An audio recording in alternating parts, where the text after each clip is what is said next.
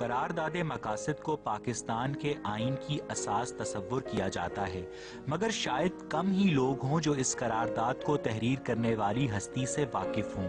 اتر پردیش میں جنم لینے والے مولانا شبیر احمد عثمانی ہی وہ ہستی ہیں جنہوں نے اس قرارداد کو تحریر کرنے کے علاوہ دیوبندی جماعت جمعیت علماء اسلام کی داغ بیل بھی ڈالی تھی۔ وہ آج ہم میں موجود نہیں ہیں۔ وہ مصنف بھی تھے، مقرر تھے، سیاستدان بھی اور تفسیر اور حدیث کے ماہر بھی۔ اپنے استاد شیخ الہند کی گئی قرآن کی تفسیر کا اردو ترجمہ تفسیر عثمانی ان کی زندگی کا عظیم کارنامہ ہے، اور یہ مولانا ہی تھے جنہوں نے ہمارے قائد محمد علی جناح کی نماز جنازہ پڑھائی۔